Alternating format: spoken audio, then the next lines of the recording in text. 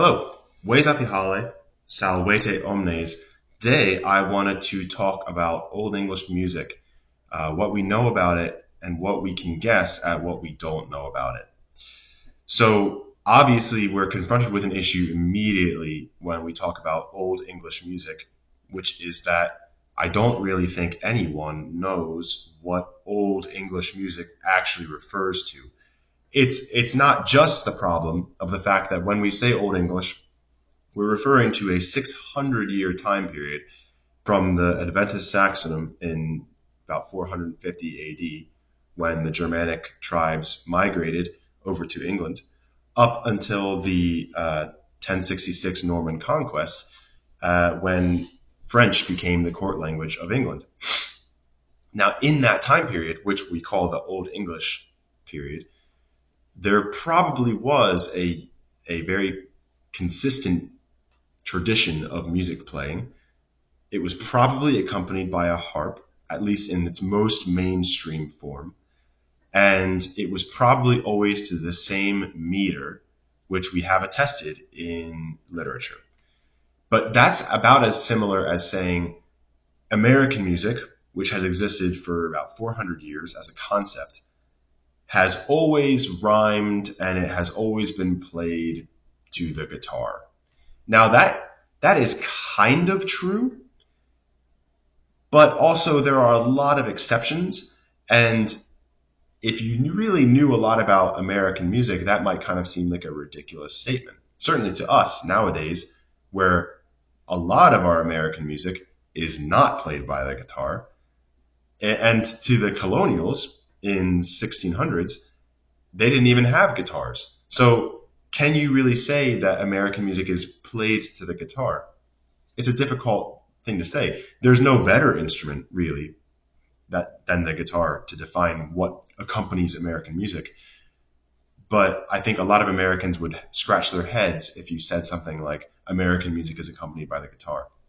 Similarly, it might be a bit of a strange thing to say that Old English music was accompanied by the lyre, but it's the most common instrument, probably, that they played with. It's certainly the most well-attested instrument that they played with. And it doesn't really seem to have a solid second place. There's no other thing that they played with that they would pick between the harp and that we know of, at least. So we know mostly we are very confident. I shouldn't say we know. We are very confident that the lyre was the primary instrument, primary means of instrumentation for Old English music. One of the ways we know this is from the story of Cadman, which if you live in England, you probably already know. If you don't live in England, I will regale you with the bullet points. There is a peasant ox herd named Cadman. He's not a monk. He's not a priest. He's not a lord or a knight or anything special. He's a peasant, and he's an ox herd, and he's at a party with his friends where there is a game going on where they're passing around a lyre, and every person has to take it and perform something, which we take to mean sing some sort of song. Cadman doesn't know any. He actually has no idea how to sing a song, and so he leaves the party in embarrassment before the lyre gets to him. That night, he is sleeping with the oxen when an angel appears to him in his sleep and orders him to sing. And he says, what shall I sing? And the angel says, sing me frumschaft, which means sing to me about creation. And Cadman recites confidently out of nowhere. He says, nu shulon herion heaven reaches waar, met het smacht on his molithonk. Where woederferders waar hij wondere was eetje drichten oorstelde. Hij er zo bilde barum heaven de rove haar is shippend. Dan mit dan jaar, mon kines waar eetje drichten achtertelde, virum voldan, fra almechty. Now he actually sings it. He doesn't recite it like I just did, but it comes out of nowhere for him and he sings it, and it's a wonderful moment. And it's the oldest recorded poem in the English language, or song.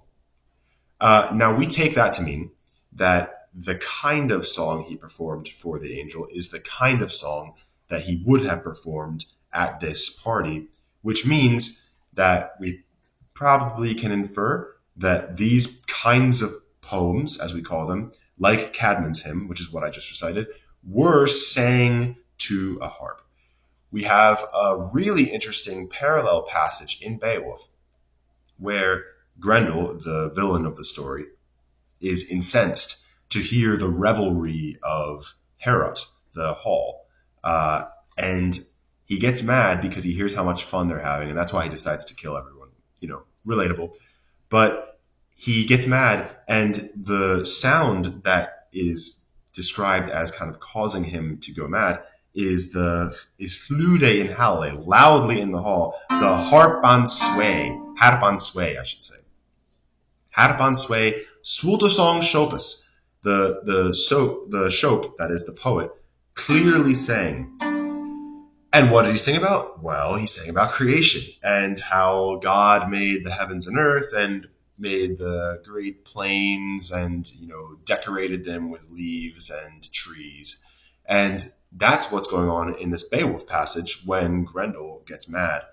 Now, presumably, Grendel probably gets mad because it reminds him of his ancestry from Cain, who killed Abel, and that's why Grendel is cursed, because he's descended from Cain. But what we can glean from this is that the poet loudly sang in the hall and recited things such as stories about creation in probably a poetic format. So that's a lot of information, really. I mean, it's unfortunate that we don't know how they played these harps. We have an idea. Hopefully, I've done my job editing, and I'm showing a picture of David right now in the Vespasian Psalter. And he is doing this strange thing where he has his hand behind the strings of the harp. Now, what we imagine him to be doing is holding down the harp strings so that he can strum a certain chord, as I'll do right now, like this. And then maybe you could play in the next one, and then maybe switch back. And maybe that was a sort of way of playing songs, almost like kind of strumming a guitar. And maybe that was how they kind of played as they would sing. I have one example that I think I posted of myself attempting to sing Cadman's hymn in that sort of way. We don't really know how they sang. Obviously, we don't know. We have no sheet music. We have nothing that really tells us that. There are a few theories. Thomas Cable, an eminent scholar of Old English, suggested that it was sung almost in the style of plain chant. So in stress moments, you would alter your inflection, sort of like Huatwe garden ein jaar dagum theud kininga thrimje frunon huda edelingas elden fremedon. That's how he postulated that it could be. I don't put a lot of stock in that because I think it's extremely boring. Not only that, but he didn't even think that the harp accompanied this kind of singing. He thought that it was just chanted like that ad nauseum. I don't really think that that's a good theory. I do think that he was right in the sense that the stresses have something to do with the way that the person was singing. Otherwise, there wouldn't be a meter. It's like in American music, the rhyme is almost omnipresent. Almost every single song rhymes. In Old English, almost every single song, in fact, every single poem that we have, and here I'm using poem and song kind of interchangeably, every single one that we have follows the exact same meter. That is, that there are 4 kind of stressed syllables in a line, and 2 of them alliterate, sometimes 3, never 4. Always the first and the third, sometimes the second, never the fourth. So it's almost like a rhyme that they had, and all of them did the same thing, which means that it probably meant something to the performance of these, pieces, because if it didn't, why would they do it? They could just do something else, but they didn't. They always stuck to the same strategy, the same style of writing. So they probably also stuck to a very similar style of playing that depended on that style of writing.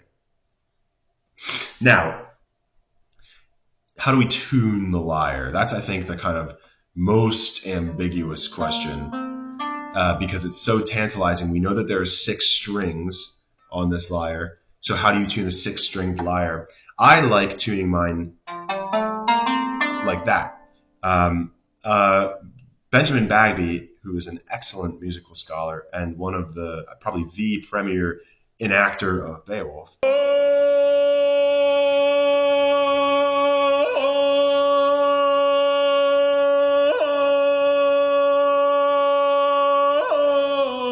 tunes his a different way. And I think that either one is good.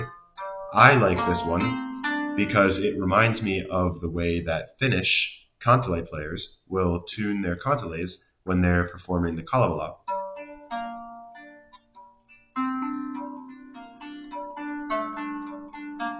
I don't really actually know how they play the Kalevala, but to me it sounds something like that. And we know that the Finnish Kalevala tradition is actually akin to the Germanic poetic tradition where Beowulf comes from. And we can see this in the meter, in the alliteration, the vocabulary. The meter in particular, in the Kalevala, it's trochaic tetrameter, like vaka vanha vaina moinen, da da da da da da da da. And in Beowulf, it's kind of the same thing. Monachum maigthum mersadlo tach, egso de erlas it an arrest war felshaft funden, it as frovre bad, bap bap bap bap bap bap bap. 4 beats across the line, as we said. Remember, the first and the third alliterate, so it's da da da da da da da da. And I think that there's a good chance that the way that the Old English shopes, as they're called, would have performed these songs probably has a lot in common with the way that modern Finnish performers will perform the Kalevala. So all this to say, we know a few things about Old English music, and what we do know is enough to give us this kind of tantalizing, almost in grasp image of what it sounded like. But the details that we don't know are kind of important. And so there is really no definitive way to play Old English music. There is just good guesswork, and that's what we're going to have to be happy with for now. I hope you guys have found this enjoyable and educational.